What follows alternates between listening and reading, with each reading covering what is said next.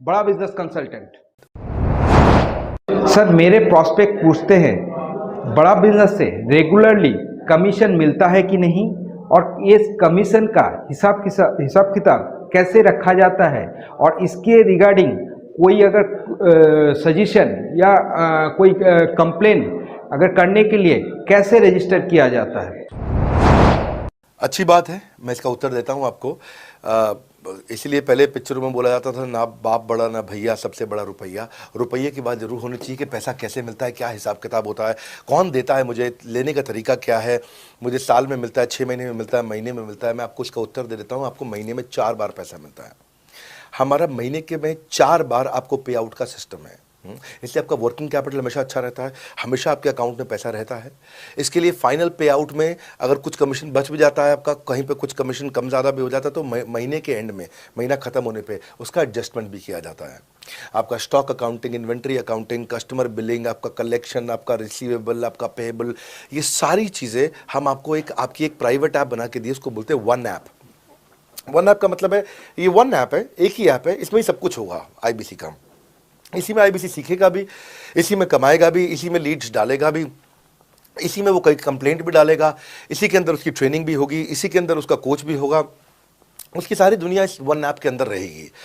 और self billing की technology करके दे दी हमने आपको, तो आपको वो सब टेंशन आपको नहीं लेनी है। एज एन आईबीसी आप खाली कंसल्टिंग करिए, ये सब काम हम देखेंगे। देखिए, हमने इतने अच्छे कंप्लायंसेस रखे हैं ना कि शुरुआत में ही अपना इन्वेस्टमेंट बैंकर हमने केपीएमजी रख लिया था।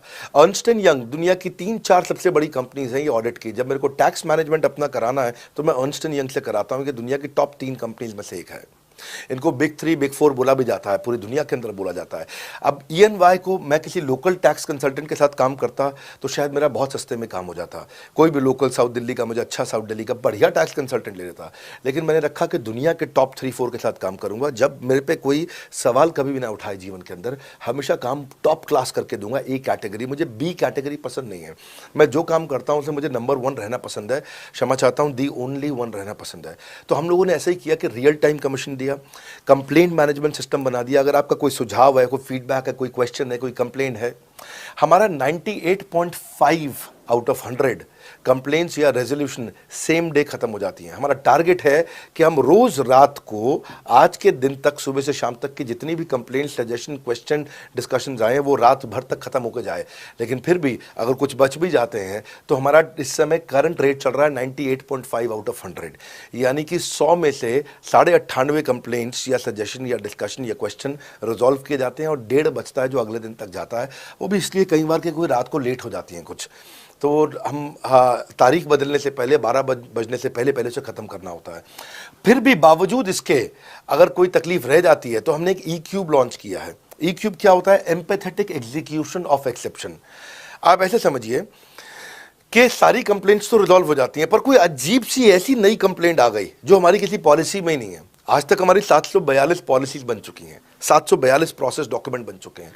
अगर कोई पॉलिसी में ही नहीं है तो उसको रिजॉल्व करना मुश्किल होता है जूनियर लेवल पे, जो हमारा पूरा टीम काम कर रहा है उसमें। उसके अंदर हमारा कुछ सैकड़ों लोगों का पूरा एक कॉन्टैक्ट सेंटर है, कॉल सेंटर है, जो सर्विस सेंटर जिसको बोलते हैं, जहां वो लोग काम कर रहे होते हैं, लगातार सबसे इंटरैक्ट करते रहते हैं। लेकिन अगर कोई नई चीज़ आ गई जो कि 742 पॉलिसीज़ के अंदर नहीं है, तो अगले 3 दिन के अंदर 743वीं पॉलिसी बनेगी, फिर 744वीं पॉलिसी बनेगी, और उसका रेजोल्यूशन उसको दिया जाएगा। इसको बोलते हैं ई क्यूब। एम्पैथेटिक, यानी कि इस व्यक्ति का कोई प्रॉब्लम सॉल्व कर नहीं पा रहा था तो मुझे एम्पैथी देनी है। एग्जीक्यूशन सॉल्व करूंगा एक्सेप्शन की, क्योंकि ये प्रॉब्लम पहले कभी नहीं आई, ये एक्सेप्शन है, ये नई प्रॉब्लम है। तो इसी के लिए हमने एक कंप्लेंट मैनेजमेंट सिस्टम बनाया पूरा। इसमें हमारे यहाँ पहले शुरू में हमारी रेटिंग लो हुआ करती थी, हमने इस पर टीम बनाई। मैं आपको बात बता रहा हूँ 2020 अगस्त सितंबर की हमने इसको लॉन्च किया था। जिस साल हमने आईबीसी लॉन्च करने के 4-5 महीने बाद लॉन्च किया इसको, क्योंकि तब हमारे को उसकी नीड समझ में आई। फिर सजेशन, फीडबैक, क्वेश्चन, कंप्लेंट सब आने लगे, और इसको हमने रिजॉल्व करना शुरू किया। और मुझे याद है कि हम लोग जब तक 2021 मार्च तक आए थे तो हमारी रेटिंग 9.6 आउट ऑफ 10 हो चुकी थी। 9.6 आउट ऑफ 10, इसको हम कंसिस्टेंटली ट्राई कर रहे हैं कि 9.9 या 10 आउट ऑफ 10 पे पहुंचे। इसका बड़ा फ़ायदा हुआ हमारे को। इसमें जितनी भी कंप्लेंट्स आती हैं, सजेशंस आते हैं, डिस्कशंस आते हैं, उनको रिजॉल्व करते हैं। टिकट सिस्टम होता है, टिकट रेज करता है सामने वाला। तो ये यहाँ से नहीं होता तो फिर EQ पे सॉल्व हो जाता है उसके आगे जाके, एम्पैथेटिक एग्जीक्यूशन ऑफ एक्सेप्शन। तो ये हमने टोटल ऐसा मॉडल लिया कि जिसमें हम कहीं पे भी किसी को तकलीफ ना रहने दें। पर फिर भी कहीं होता है कि पूरी ऑर्गेनाइजेशन लेवल पे कोई सुझाव देना चाहता है, वो पर्सनल लेवल पे नहीं देना चाहता, ऑर्गेनाइजेशन लेवल पे सुझाव देना चाहता है। तो हमने दुनिया की पहली ऐसी कंपनी बनी जो कि डाउनलाइन से अपलाइन का रिव्यू कराती है। मैं साधारण भाषा में बता रहा हूँ आपको। इसका अर्थ क्या हुआ, सारे IBC देश के बैठते हैं, 10,000 IBC बैठते हैं और हमारी टॉप मैनेजमेंट बैठती है महीने में एक दिन। और महीने में एक दिन हम लोग बैठते हैं। इसको हम लोग हर महीने के पहले इतवार को करते हैं इस मीटिंग को, first Sunday off every month. ये सुबह 11 से 1 मीटिंग चलती है, 2 घंटे के लिए एक्सटेंड हो जाती है, 3 घंटा जाती है। यहाँ पे जितने भी हमारे IBC हैं वो हमारी टॉप मैनेजमेंट, यानी कि मैं CEO, chief operating officer, chief strategy officer, chief financial officer, chief learning officer, chief technology officer, chief product officer, chief service excellence officer, ये सारे के सारे जितने भी चीफ है हमारी कंपनी के, ये सब बैठते हैं। और कोई भी IBC पब्लिक में 10,000 लोगों के सामने हमसे कोई भी सवाल कर सकता है। और उससे क्या हुआ, धीरे धीरे धीरे सारे IBCs का हमारे पे बहुत कॉन्फिडेंस आया, ट्रस्ट आया कि भाई कंपनी हमारे साथ बैठती है, हमारे आइडियाज़, हमारे सुझाव सुनती है। और जितनी इंप्रूवमेंट हम ला पाए ना, उस इंप्रूवमेंट का कारण ही यही था भाई साहब, हम इसीलिए कर पाए क्योंकि हम सारे लोगों को सुनते हैं और उनके सुझावों को लेते हैं और सुझावों को इंप्लीमेंट करते हैं।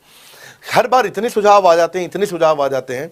तो हमारा भी ये मानना है कि आप 4 नई चीज़ लॉन्च करो, 3 फेल होंगी, 1 सक्सेसफुल होगी। फिर 4 नई चीज़ लॉन्च करो, 3 फेल होंगी, 1 सक्सेसफुल होगी। फिर 4 नई चीज़ लॉन्च करो, 3 फेल होंगी, 1 सक्सेसफुल होगी। और इस तरह 1 सक्सेसफुल करते करते करते करते करते हम इंक्रीमेंटली इतना आगे जाते हैं कि उसका रिजल्ट एक्सपोनेंशियल हो जाता है। और यही होता है कि हमारे को जब सुझाव मिलते हैं, अगले महीने आकर के अगले महीने के पहले संडे को हम पिछले सुझावों की रिपोर्ट कार्ड आपको सबमिट करते हैं। पीछे आपने हमारे को टोटल मिलाकर के 42 सुझाव दिए, इन 42 में से 35 इंप्लीमेंट हो गए, और 35 में से 35 के बाद ये 5 हैं, इनको इंप्लीमेंट करने की कोशिश किया जा रहा है, और 2 को हमने छोड़ दिया है जिनको हम इंप्लीमेंट नहीं करेंगे। इस तरह सामने वाले सारे के सारे 10,000 IBCs को, जो 10,000 आते हैं, एक बार में हम 10,000 लोगों को बुला लेते हैं और उनका सबका बड़ा कॉन्फिडेंस बढ़ता है और वो देखते हैं, फिर अगली बार वो और आके सुझाव देते हैं। पहले से ही अपना स्लॉट बुक कर लेते हैं कि मैं सुझाव देना चाहूँगा। तो बेसिकली आपकी किसी भी समस्या को सुलझाने के लिए हम कंटिन्यूसली लगे रहते हैं। और आपका कमीशन, जो आपने जहाँ प्रश्न पूछा था, वो तो एक बहुत छोटी चीज़ है। IBC का कमीशन तो छोड़िए, हम अपने एम्प्लॉयज़ भी हैं, आज तक कभी भी उनकी तनख्वाह 30 तारीख से लेट नहीं हुई है। अगर 30 का महीना तो 30 को तनख्वाह मिलेगी, 31 का महीना तो 31 की दोपहर को तनख्वाह मिल जाएगी।